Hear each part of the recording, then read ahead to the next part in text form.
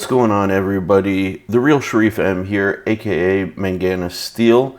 And you know, it dawned on me recently, I have done some videos in the past about my designs and my thought process in designing them, but I never really showed you guys kind of the actual process and where it kind of all begins. I kind of wanted to do something a little different for today's video and show you something that I've been thinking about for a little while and kind of take you on a little bit of the journey with me.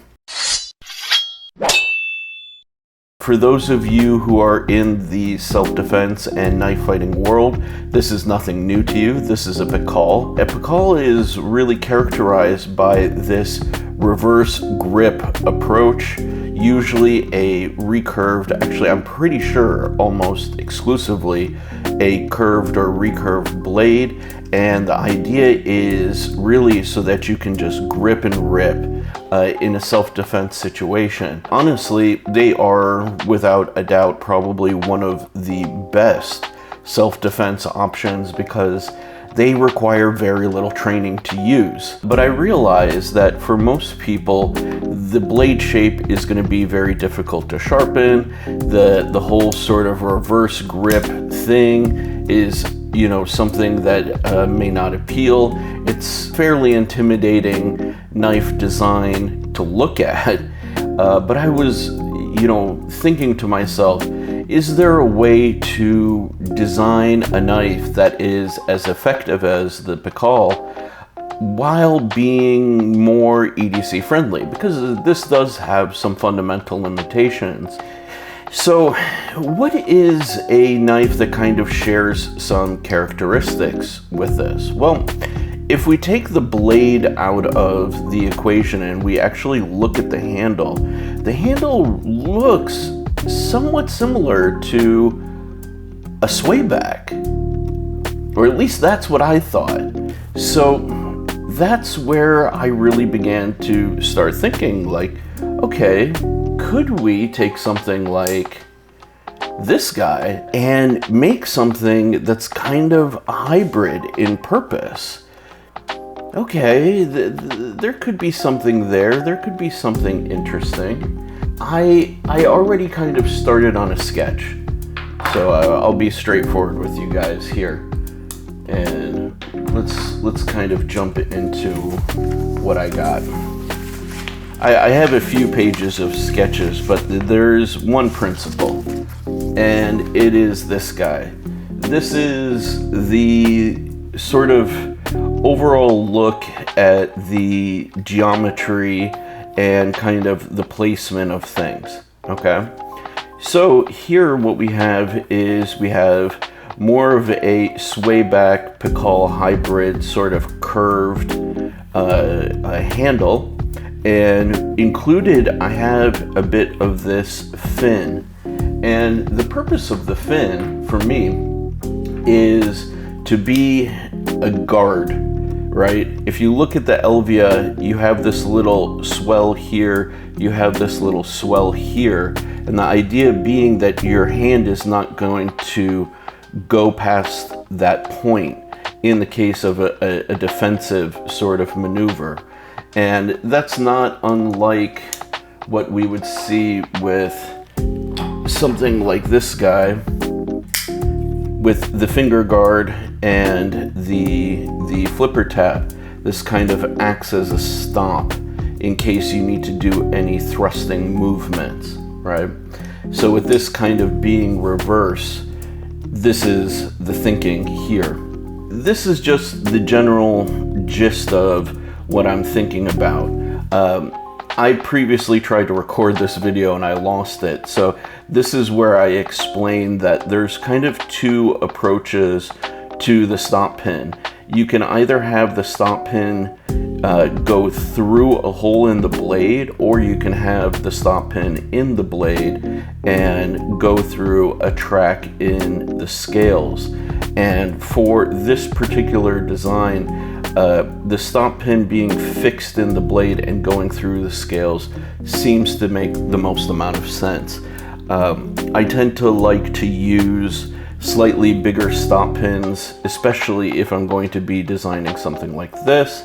And I want to create this very strong 180-degree geometry from the lowest point of the lock bar and the center line of the pivot all the way through to the stop pin. Now the issue really is kind of going in and figuring out some more of the details. I feel I have the geometry kind of well worked out.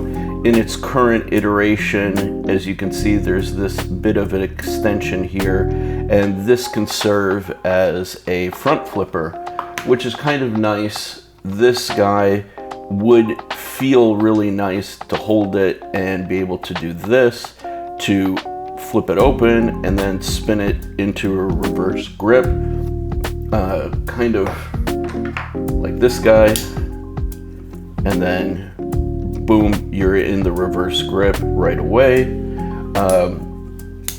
However, I would like to explore other deployment methods, so we'll kind of get into that right now. The fastest way to do iterations is actually just to trace your work, man. Like it's not rocket science here. You don't need to kind of reinvent the wheel or, you know, nail your sketch 110% every time you freehand it. This is just the easiest way that I've found to do quick iterations and think about how is this thing going to come together? What is the rough dimensions of it? And what can we practically execute? So I'll tell you, one of the main concerns that I do have for this design kind of going forward is actually blade tip strength. And that is a very practical concern for me. It's something that I tend to be fairly obsessed with in my own designs, and even when I am selecting knives, I tend to prefer knives that have good blade tip strength. So if we look at the tip of the Elvia, it actually has a very, very late taper. I mean, this thing is truly, truly robust all the way through to the tip. So we can see, and I know a lot of you guys are big on freedom units, I get it, but for working in small details like this, I find I prefer millimeters. So bear with me, okay?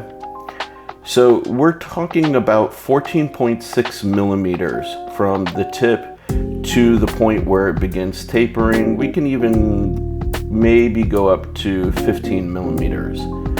For you freedom unit folks, that's almost 0.6 of an inch. So that's actually really robust. I mean, I don't think anything is gonna happen to this tip. Let's see if we can get, yeah, there we go. I don't think anything's gonna happen to that tip anytime soon.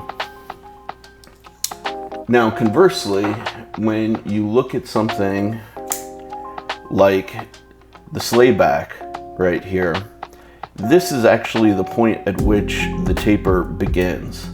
And we're probably going to see more than double. And you know what? Yeah, we're much more than double there. I would say we are really, let's even lowball it a bit. Call it 42 millimeters even.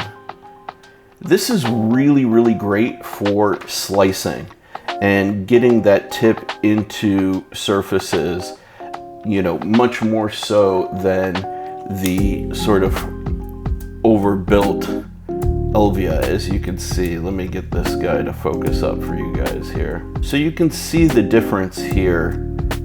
this with its late tip taper versus the slayback really is a key difference between something that's built for defense or designed for defense and something that's really designed for EDC. Now, when we look at some special scenarios, and that's why I have this guy available to me, this is the Arcane Abyss, and aside from being a super badass knife, this guy actually kind of combines a bit of both.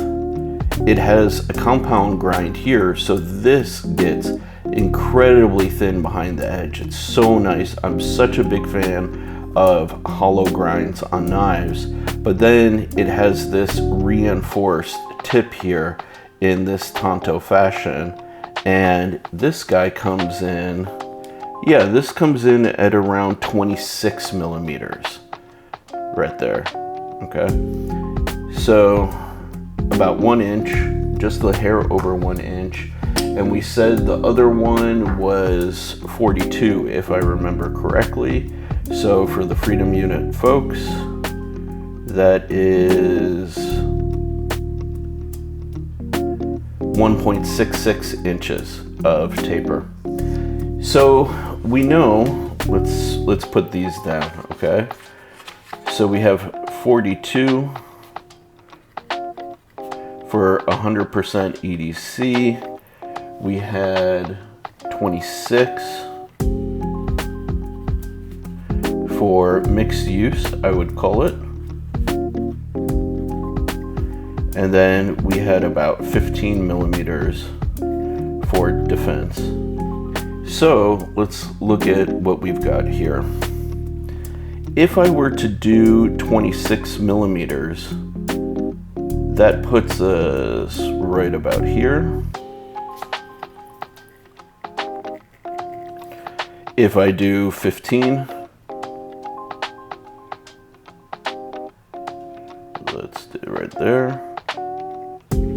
And if I do 42, that puts us right about here.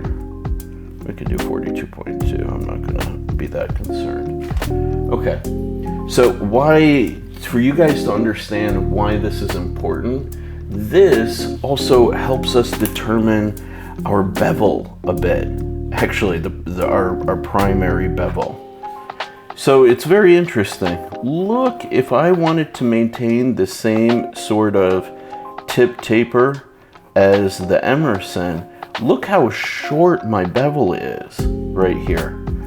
I don't know what I would be able to cut with that. I have no idea what this would cut.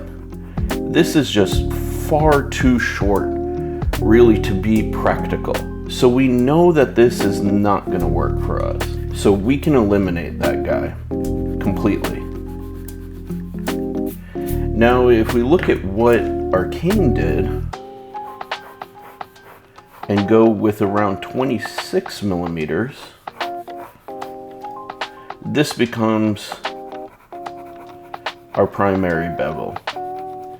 Not too great either. Yeah, see, we're at like 14.6 millimeters, or like just over half an inch, almost 0.6. That's fairly low as well. So yes, while this is robust, you know, it doesn't feel like it has a lot of room. So it kind of makes sense when you begin to look at a blade like the Swayback, really why they went with this nice long taper all the way up here. Because yes, while the blade does taper quite a distance, they're achieving a bevel of, let's see, 0.84 inches, somewhere around there, or 21.5 millimeters. Let me see what theirs is. Oh yeah, see, they're right around 16.7, 17 millimeters for their bevel right here. And that works really well because they're running a 3 millimeter thick blade. Again, for those of you, that's 0.13 inches, okay? And a bevel of 0.68, 0.65, somewhere around there, okay? So that's really nice because this being 0.13 or 3.2 millimeters, that's a nice balance between the two for primary bevel to blade thickness. But I want to run this guy a little bit thicker. I actually tend to prefer going with 3.5 millimeter, which is typically 0.15, 0.16. This is actually 4 millimeter. Let's see, do I have anything that's 3.5 millimeter within reaching distance? Probably not, actually. I know that the Emersons kind of come in. Oh, that's actually surprising. I expected this to be thicker. So I'm kind of torn. You know, this guy with the tip taper here is fairly long, but then I really want to get that sort of slicing performance, you know, and so on and so forth. But I gotta say, especially if I'm gonna do the plunge grind all the way to the top of this choil here, shout out to Neves Knives for always being all about the plunge. That doesn't look too bad. That doesn't look too bad at all, actually. And yeah, maybe with it being 3.5 millimeter, here, again, freedom unit conversions, sorry guys. 3 come on, there we go. Yeah, that's 0.14 if I bump it, yeah, 0.14. So this feels a little bit better. You got a little bit more bevel to work with, and it just gives you a nice amount of room for tip taper and kind of blade. Okay, I'm okay with that. It's getting there. I may bring it down just a touch, I may pull it up just a touch, but it's definitely getting closer to where I would like it to be, where there's a balance of tip strength right here versus, you know, meat here, and just nice ergonomics and all of that jazz. Okay. So I will continue to experiment. I will continue to kind of evolve this design, and maybe this is something that you're going to see available from me in the future. It's incredibly simple, believe it or not, but it's just one of those things that when something is so simple, every detail needs to be right. So it would be really interesting to kind of see what my take would be on something like this, but could also be useful, more useful, I should say, for EDC tasks. So let me know if you guys would like to see more of this process and kind of more of my thinking behind how I design things. I think it's kind of fun to show you guys and talk about this stuff, but you know, may not be for everybody. So I hope you guys are having a great week, and don't forget to be kind to one another, and I'll catch you guys in the next one. Peace.